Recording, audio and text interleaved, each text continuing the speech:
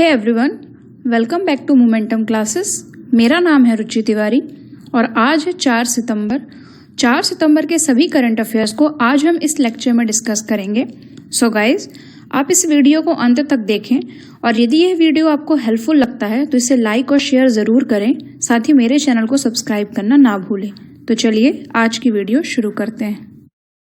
आज का हमारा पहला सवाल है, किस संस्थान ने हाल ही में कृत्रिम इंटेलिजेंस स्कूल खोलने की घोषणा की है?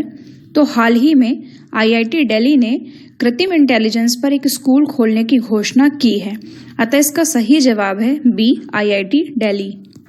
अब यहाँ पर शब्द आया है आर्टिफिशियल इंटेलिजेंस अर्थात कृत्रिम इंटेलिजेंस।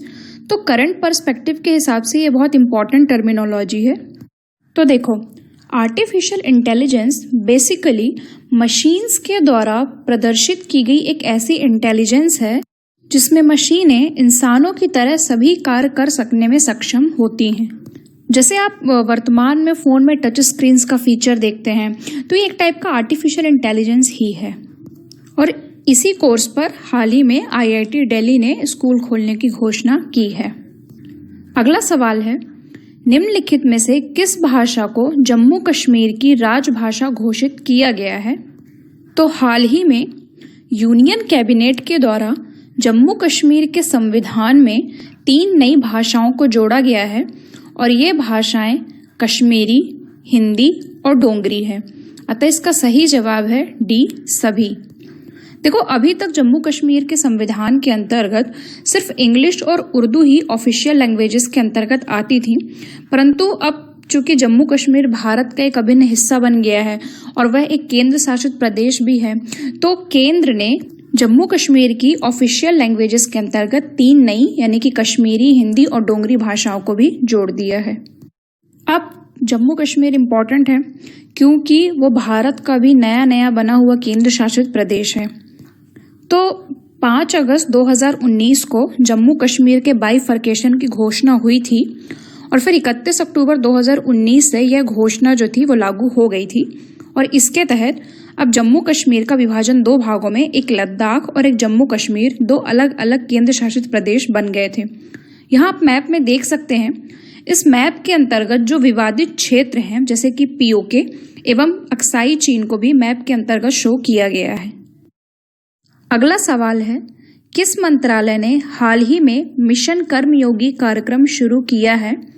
तो हाल ही में केंद्रीय शिक्षा मंत्री रमेश पोखरियाल ने मिशन कर्मयोगी कार्यक्रम शुरू करने की घोषणा की है। अतः इसका सही जवाब है ए, शिक्षा मंत्रालय। अब ये मिशन कर्मयोगी कार्यक्रम क्या है? तो देखो, बेसिकली ये कार्यक्रम सेंट्रल एवं स्टेट गवर्नमेंट के जितने भी एम्प्लॉयज़ हैं या फिर मैं कहूँ सिविल सर्वेंट्स हैं, उनके लिए लाया गया है। और यह प्रोग्राम उन गवर्नमेंट एम्प्लॉयज़ की क्षमता का विकास करने एवं उनकी परफॉर्मेंस इवैल्यूएशन से संबंधित है।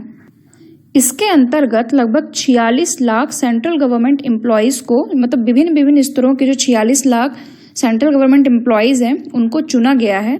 और इस प्रोग्राम का संचालन लगभग 5 साल के इस पीरियड में, मतलब 2020-21 से लेकर लगभग 2024-25 के अंतराल में किया जाएगा। अगला सवाल है, ग्लोबल इनोवेशन इंडेक्स 2020 में भारत की रैंक क्या है? तो हाल ही में वर्ल्ड इंटेलेक्चुअल प्रॉपर्टी ऑर्गेनाइजेशन के द्वारा वर्ष 2020 की ग्लोबल इनोवेशन इंडेक्स जारी किया गया है और इसके तहत भारत को 48वां स्थान प्राप्त हुआ है। अतः इसका सही जवाब होगा बी, 48वां। तो ऐसे एक हिसाब से देखा जाए तो ये इंडिया के लिए काफ़ी गुड न्यूज़ है क्योंकि मोस्ट इनोवेटिव इकोनॉमीज के कैटेगरी में इंडिया अंडर 50 में आ चुका है। यहाँ आप इमेज में 2015 से लेकर 2020 तक के ग्लोबल इनोवेशन इंडेक्स में इंडिया की रैंक देख सकते हैं। और आप इस इमेज में ये भी देख सकते हैं कि यहाँ पर इंडिया कंसिस्टेंटली इम्प्रूव हो रहा है। मतलब over the 5 to 6 year India की जो रैंक है उसमें काफ़ी सुधार आ रहा है। अच्छा, अब ये तो बात हुई इंडिया की। अब इस ग्लोबल इनोवेशन इंडेक्स में टॉप मोस्ट कंट्रीज कौन सी हैं? तो देखो, इस इंडेक्स के अनुसार मोस्ट इनोवेटिव इकोनॉमीज की बात करूं तो उसमें पहले नंबर पर है स्विट्जरलैंड, दूसरे नंबर पर है स्वीडन और तीसरे नंबर पर है यूएसए। अब जैसा कि मैंने आपको बताया कि ग्लोबल इनोवेशन इंडेक्स विपो अर्थात वर्ल्ड इंटेलेक्चुअल प्रॉपर्टी ऑर्गेनाइजेशन इसे जारी करता है। तो विपो यूनाइटेड नेशंस की एक प्रमुख संस्था है जिसकी स्थापना 14 जुलाई 1967 को हुई थी एवं इसका वर्तमान मुख्यालय जेनेवा स्विट्जरलैंड में है। अगला सवाल है, किस राज्य ने हाल ही में राज्य में बल्क ड्रग पार्क को बढ़ावा देने के लिए CSIR के साथ MOU पर हस्ताक्षर किए हैं? तो हाल ही में आंध्र प्रदेश सरकार ने बल्क ड्रग पार्क को प्रोत्साहित करने के लिए CSIR के साथ MOU पर हस्ताक्षर किए हैं। अतः इसका सही जवाब है A आंध्र प्रदेश। अब देखो ये बल्क ड्रग पार्क क्या होते हैं, तो ये पार्क मतलब ये drug park basically pharmaceutical formulation से संबंधित होते हैं और इन पार्क्स के अंतर्गत जो मेजर ड्रग्स होती हैं जैसे कि antibiotic, steroids, sulphur drug, anal जैसे ड्रग्स का मास प्रोडक्शन किया जाता है। अब इसके लिए आंध्र प्रदेश सरकार ने MOU साइन किया है। तो हम मैप में देख सकते हैं कि आंध्र प्रदेश भारत का एक पूर्वी तटीय राज्य है। आंध्र प्रदेश की राजधानी की बात करूं तो अभी तक इसकी राजधानी हैदराबाद थी, परंतु अब प्रस्तावित राजधानी अमरावती है। आंध्र प्रदेश के वर्तमान चीफ मिनिस्टर जगन मोहन रेड्डी हैं एवं आंध्र प्रदेश के राज्यपाल विश्वभूषण हरिचंदन हैं। आंध्र प्रदेश के बारे में कुछ अदर फैक्ट्स की बात करूं तो आंध्र प्रदेश में ही देश की दूसरी सबसे बड़ी कोस्टल लाइन है। जैसा कि मैंने बताया था कि सबसे लंबी कोस्टल लाइन गुजरात की है, परंतु दूसरी सबसे लंबी कोस्टल लाइन आंध्र प्रदेश की है। और भाषा के आधार पर गठित होने वाला पहला राज्य भी आंध्र प्रदेश ही है और 1 अक्टूबर 1953 को भाषाई आधार पर ही आंध्र प्रदेश का गठन किया गया था। अगला सवाल है, किस राज्य में जैव विविधता परिषद का गठन किए जाने की घोषणा हुई है?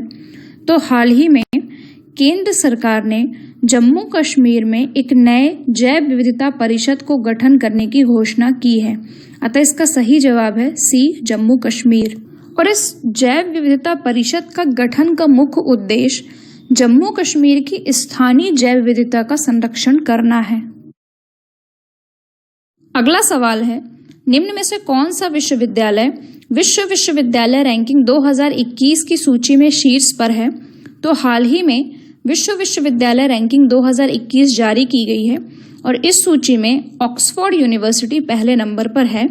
अतः इसका सही जवाब है A ऑक्सफोर्ड विश्वविद्यालय। और इस रैंकिंग में पिछले 5 वर्षों से लगातार ऑक्सफोर्ड विश्वविद्यालय ही पहले नंबर पर बनी हुई है। अब यदि मैं दूसरे और तीसरे स्थान की बात करूं तो इस रैंकिंग में दूसरे स्थान पर स्टैनफोर्ड विश्वविद्यालय और तीसरे स्थान पर हार्वर्ड विश्वविद्यालय है। यदि मैं भारत की किसी विश्वविद्यालय की बात करूं तो अनफॉर्चुनेटली इस रैंकिंग में लगभग 300 रैंक तक भारत की कोई भी यूनिवर्सिटी शामिल नहीं है, बल्कि IISc अर्थात इंडियन इंस्टीट्यूट ऑफ साइंस जो कि बेंगलोर में स्थित है उसे 350वीं रैंक प्राप्त हुई है। तो कहीं ना कहीं इंडियन यूनिवर्सिटीज की जो ये इंटरनेशनल रैंकिंग है वो इंडियन एजुकेशनल स्टेटस की गिरती हुई स्थिति को दिखाता है, अतः इस ओर ध्यान देना आवश्यक है। अगला सवाल है, किस मंत्रालय ने हाल ही में जल नायकों वाटर हीरोज की प्रतियोगिता शुरू की है? तो हाल ही में हमारे जल शक्ति मंत्री रमेश पोखरियाल ने एक वाटर हीरोज कॉन्टेस्ट शुरू किया है, अतः इसका सही जवाब है B जल शक्ति मंत्रालय। अब ये वाटर हीरोज कॉन्टेस्ट क्या है? तो यह एक वाटर कंजर्वेशन या वाटर मैनेजमेंट की दिशा में उठाया हुआ एक कदम है। इसके अंदर कोई भी व्यक्ति वाटर कंजर्वेशन या वाटर मैनेजमेंट से संबंधित अपनी कोई भी स्टोरी शेयर कर सकता है और साथ ही जल बचाने के लिए दूसरों को प्रोत्साहित भी कर सकता है। अगला सवाल है, भारत सरकार ने IT अधिनियम की किस धारा के तहत PUBG सहित 118 मोबाइल ऐप्स पर प्रतिबंध लगा दिया है? तो हाल ही में भारत सरकार ने IT अधिनियम की धारा 69A के तहत लगभग 118 मोबाइल ऐप्स पर प्रतिबंध लगाया है, अतः इसका सही जवाब है C 69A। अब देखो IT अर्थात इंफॉर्मेशन टेक्नोलॉजी, तो यह इंफॉर्मेशन टेक्नोलॉजी अधिनियम 2000 में आया था और 2008 में इसमें कुछ संशोधन किए गए थे जो कि 2009 से लागू हुए थे।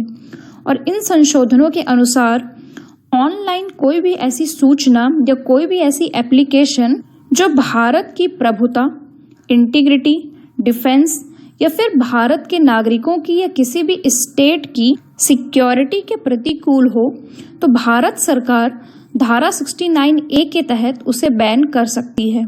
और इसी धारा के तहत वर्तमान में इन 118 मोबाइल ऐप्स को भी बैन किया गया है। अगला सवाल है, किस राज्य विधानसभा ने पहली बार मूर्त विरासत की रक्षा के लिए विधेयक पारित किया है? तो हाल ही में असम सरकार ने असम में स्थित मूर्त विरासतों की रक्षा के लिए एक विधेयक पारित किया है। अतः इसका सही जवाब है सी, असम। अब देखो, ये मूर्त विरासत अर्थात टेंजिबल हेरिटेज क्या होते हैं? तो देखो, टेंजिबल का मतलब क्या होता है कि जिस चीज़ को हम छू सकते हैं। मतलब कोई भी ऐसा हेरिटेज जिसका फिजिकल अपीयरेंस हो, लाइक कोई भी मॉन्यूमेंट्स हो गए, कोई भी मंदिर हो गई, तो इन हेरिटेज को हम बोलते हैं टेंजिबल हेरिटेज। और इन्हीं की रक्षा के लिए हाल ही में असम सरकार ने एक विधेयक पारित किया है। अब चूंकि ये विधेयक असम ने पारित किया है, तो हम मैप में देख सकते हैं कि असम भारत का एक उत्तर पूर्वी राज्य है। असम की राजधानी दिसपुर है। असम के वर्तमान मुख्यमंत्री सर्बानंद सोनोवाल हैं एवं असम के वर्तमान गवर्नर जगदीश मुखी हैं। साथ ही असम से प्रवाहित होने वाली ब्रह्मपुत्र नदी में विश्व का सबसे बड़ा नदी द्वीप बना हुआ है, जिसे हम माजुली नदी द्वीप के नाम से जानते हैं। अगला सवाल है, किस देश के साथ भारत ने जियोलॉजी एंड मिनरल रिसोर्सेज के क्षेत्र में सहयोग के लिए MOU साइन किया है? तो हाल ही में भारत ने फिनलैंड के साथ जियोलॉजी एंड मिनरल रिसोर्सेज के क्षेत्र में सहयोग के लिए MOU साइन किया है। अतः इसका सही जवाब है डी, फिनलैंड। आप यहाँ विश्व के मानचित्र में देख सकते हैं कि फिनलैंड एक यूरोपियन कंट्री है जो कि लगभग आर्कटिक सागर के नज़दीक ही स्थित है। फिनलैंड की राजधानी हेलसिंकी है। फिनलैंड के वर्तमान राष्ट्रपति सौली निनिस्टो हैं एवं फिनलैंड की करेंसी यूरो है।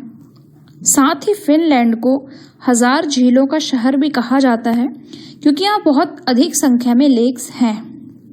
अगला सवाल है, भारत को कोयला क्षेत्र में आत्मनिर्भर बनाने और 2023-24 तक 1 अरब के उत्पादन लक्ष्य को प्राप्त करने के लिए कोल इंडिया ने निवेश हेतु कितना लक्ष्य रखा है?